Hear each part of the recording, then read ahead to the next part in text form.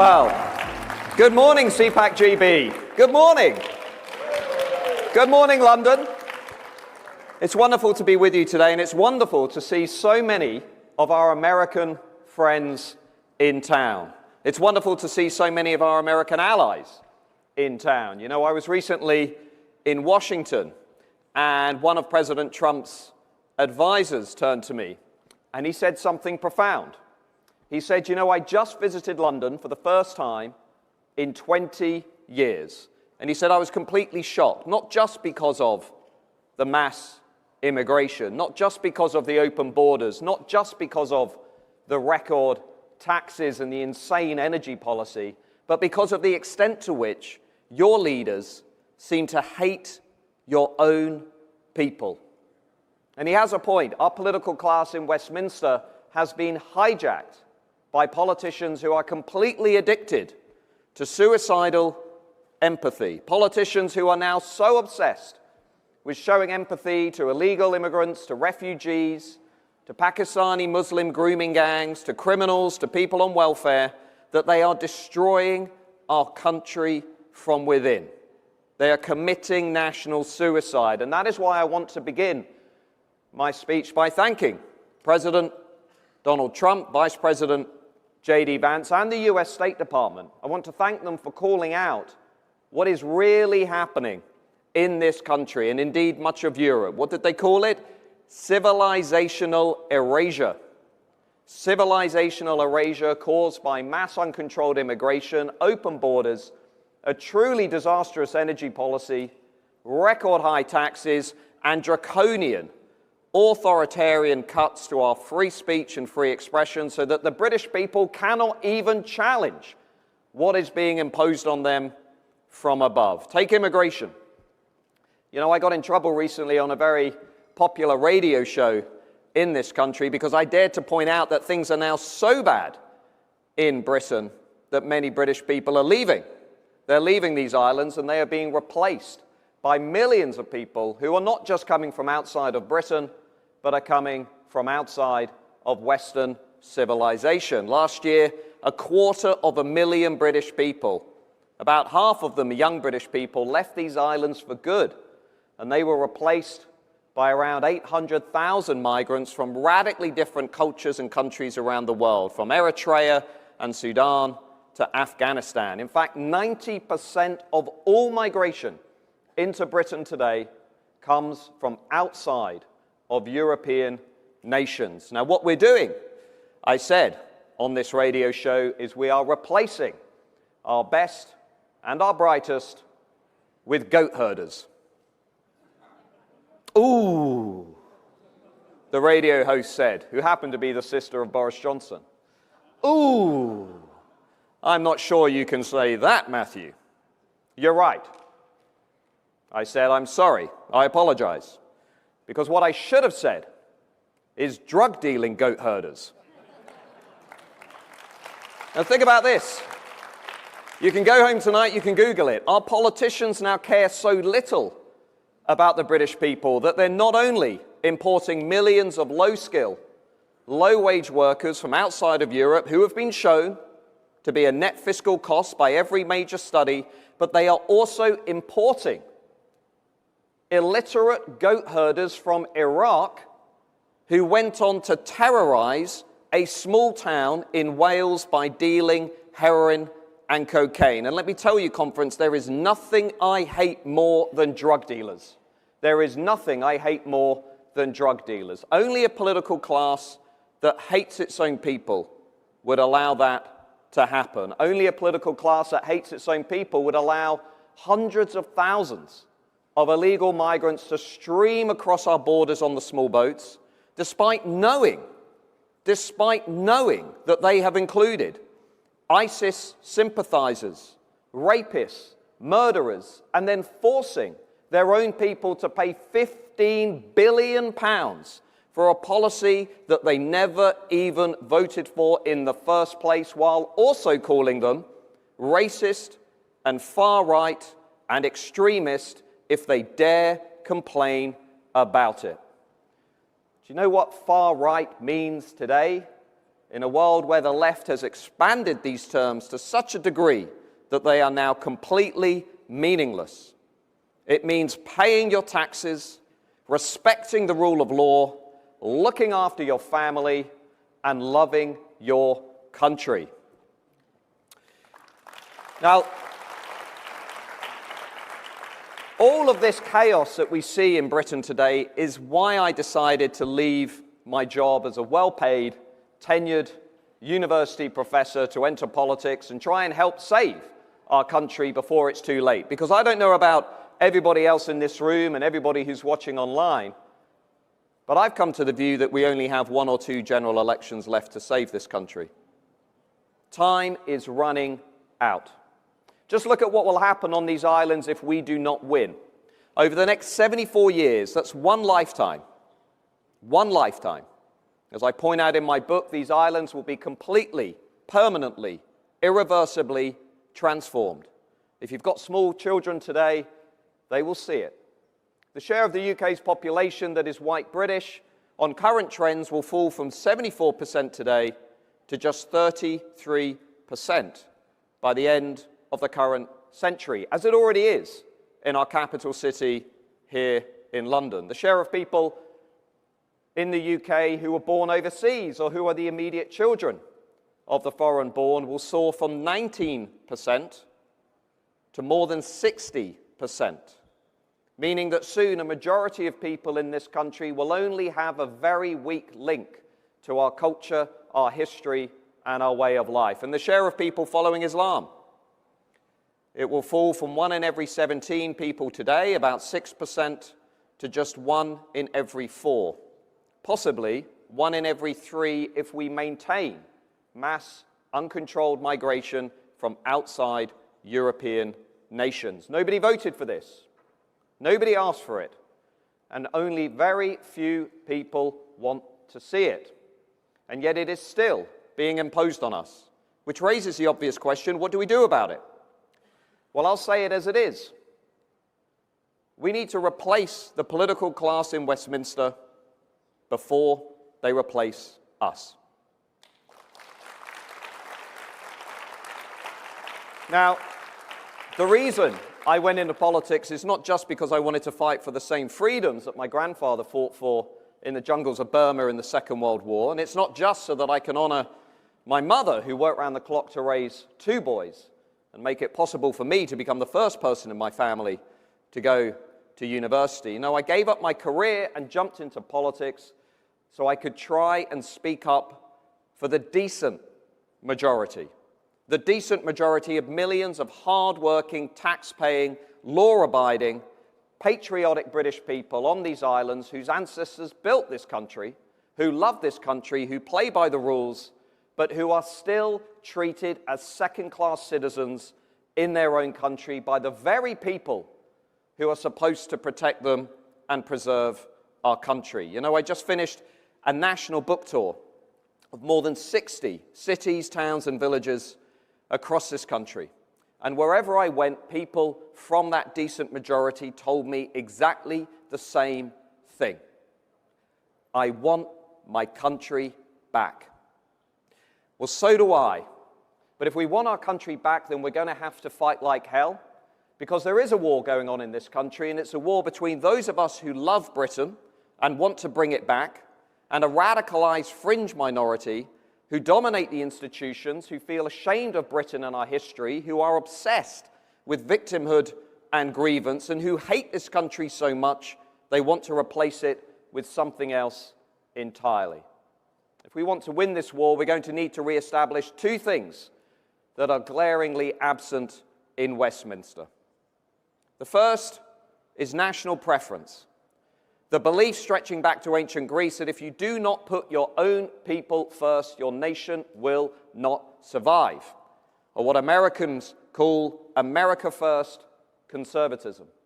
That means slashing all foreign aid until we have public services that work for the British people. Don't you find it utterly outrageous, like I do, that we are currently treating the British people in hospital car parks and corridors, that we have doctors in the National Health Service in this country who specialize in something called corridor care, while every year we send £13 billion overseas to fund cycling lanes in Mexico, eco-farms in Nepal, and obesity programs in China.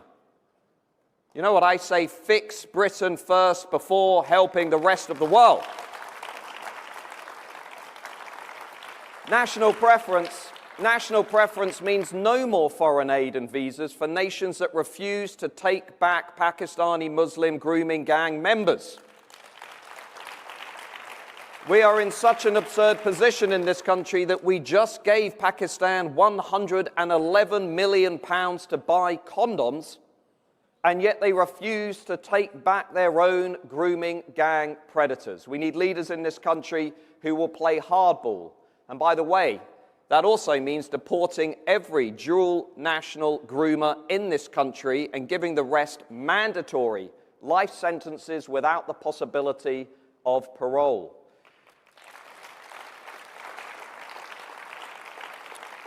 Suicidal empathy is allowing these gangs to rape your own children and do next to nothing about it because you don't want to offend certain communities. National preference means ending the £10.1 billion that we are currently spending on welfare payouts for people who are not even British. And we should spend that money on building new schools, hospitals, homes, and on the national defence of our own people. A serious country does not refuse requests from our oldest and closest ally, the United States of America, to strengthen our national defence while at the same time wasting £25 billion on welfare and foreign aid for people who are not even British at all. That is insane. That is completely and utterly insane. National preference means reversing the Boris wave of migration, which after 2021 saw Boris Johnson and the Tories betray this country by flooding it with millions of low-skilled, low-wage migrants who are now set to cost the British taxpayer, because they take more out of the system than they put in, £600 billion. £600 billion. Now, left-wing politicians say it's not fair to reverse the Boris wave. But I ask them this: how is it fair, during the worst cost of living crisis since the Second World War, to force your own people to pay £600 billion for a policy they never even asked for in the first place? That is not fair at all. That is how you destroy the social contract in a country. National preference means not allowing anybody to stay in Great Britain unless they can speak English to a very high standard, unless they are shown to be a net contributor to our national economy, and unless they have a clean criminal record. These things are not hard. Anybody else should simply not have their visas renewed.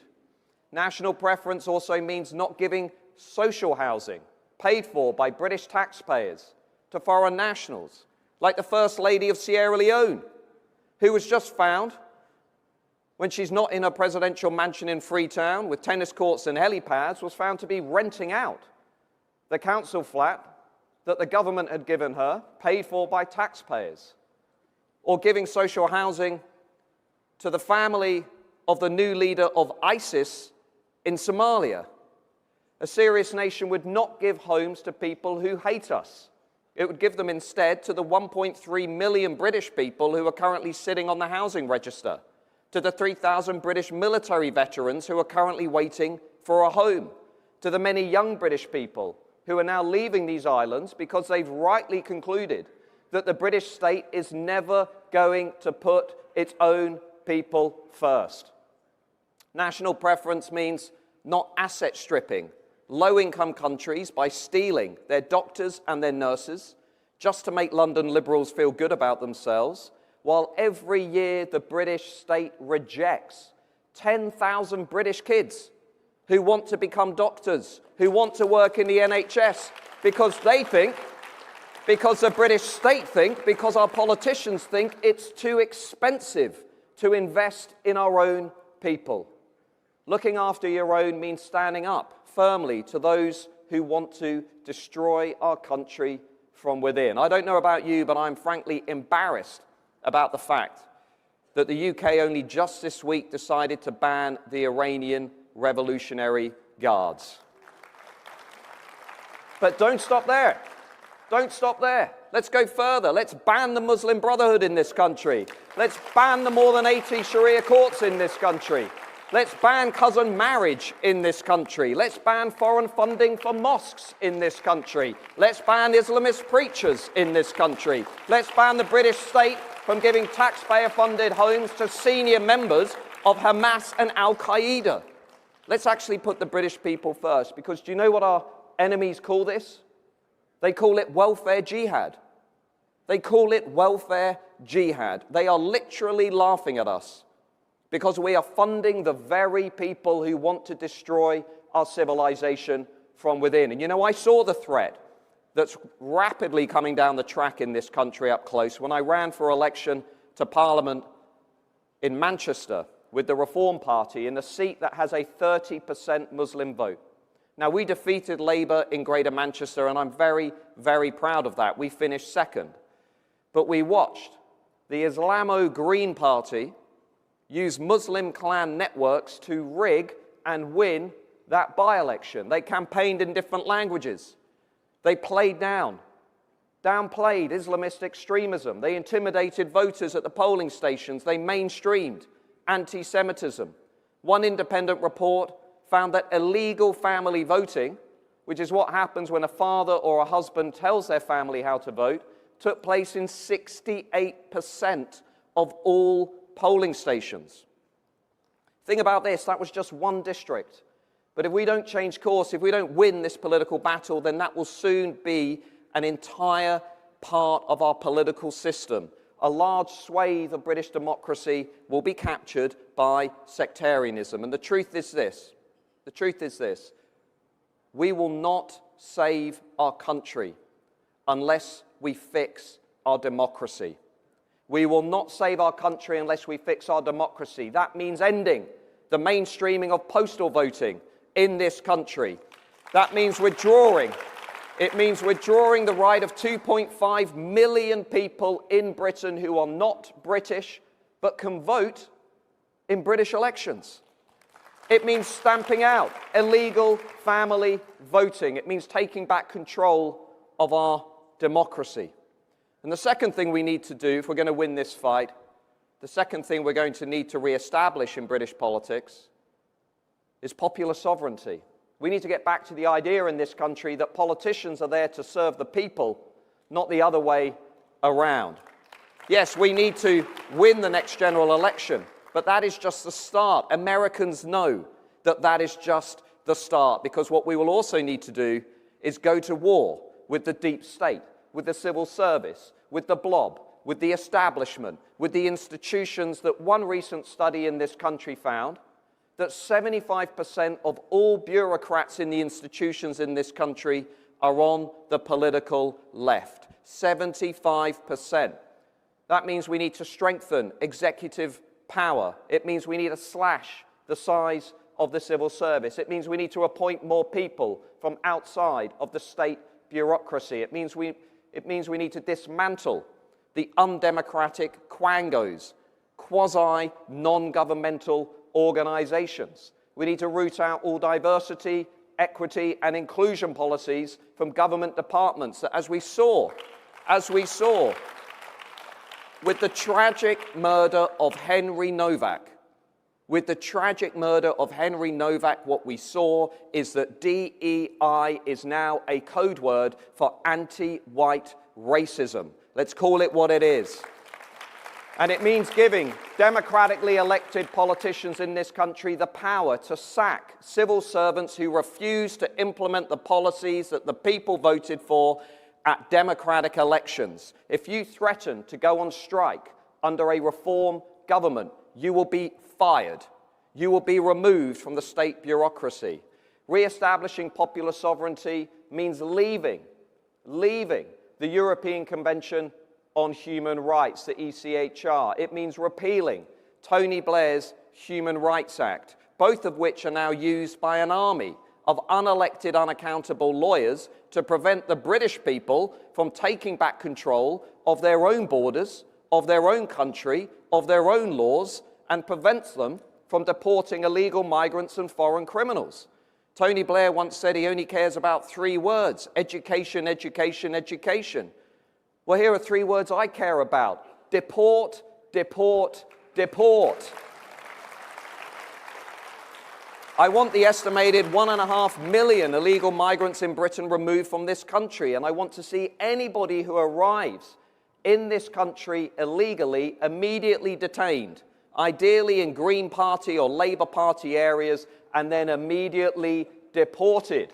And it means taking back control, and I say this as a former recovering university professor who spent 20 years in higher education. It means taking back control of our schools and our universities that have been completely hijacked by radical ideologues.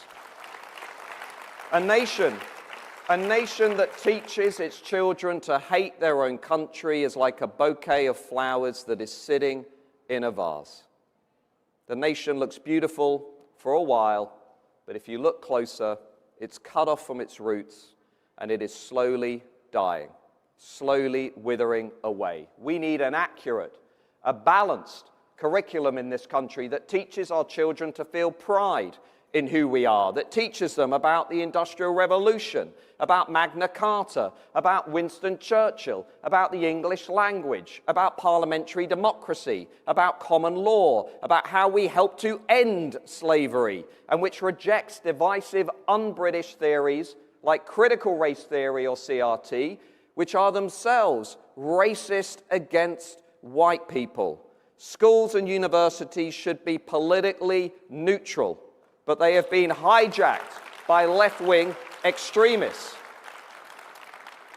And it means transferring power back to the people. It means letting them speak freely by overturning the constant attack on free speech in this country. Did you know 30 people every day in this country are arrested for what they write on social media, like my good friend Lucy Connolly, who was held into prison for what she wrote on social media. We need to abolish all non-crime hate incidents in this country. We need to ensure we oppose digital ID in this country.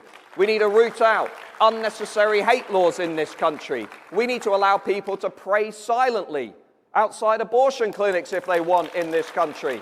And we need to scrap a dangerous new definition of anti-Muslim hostility that is about to be imposed on our schools and our universities and our civil service, and which will be used. It will be used to control what we can say about Islam. It will be used to control what we can ask, what we can debate, and what we can challenge when it comes to one of the most significant developments in this country for many, many years. The history of England, it used to be said, is a history of liberty.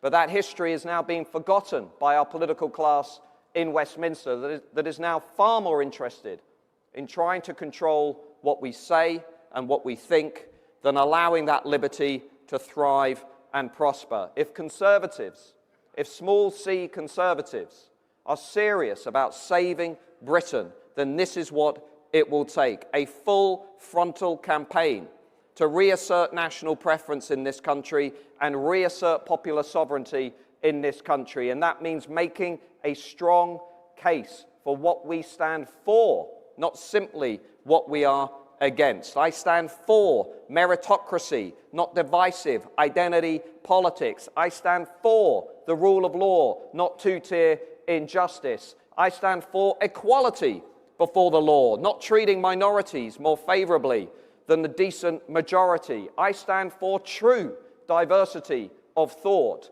not a stifling diversity that is not interested in people who happen to hold conservative or gender-critical beliefs. And I stand for free speech, for truth, for science, and for reason, for the English language, for controlled borders, for manageable change, for a home, a nation that looks and feels like something we know and like something our ancestors built. For all of the things that make a nation state possible to begin with and make it possible to endure. I want to fight for the hard-working majority of people in this country. for the people who are not going to be won over by the old language about left and right, but who are going to be much more receptive if you ask them a different question. Do you want to bring Britain back? Do you want to see this country rise again? Because what a truly compelling, positive, and inspiring story that would be. You know, it was once said that the British lose every battle except the last. It might not have felt like that last night. Well, the last battle is rapidly approaching. And it is up to us to ensure that the British people are now brought together behind one movement so that we can actually win this battle and turn this country that we all love around before it really is too late. Thank you very much.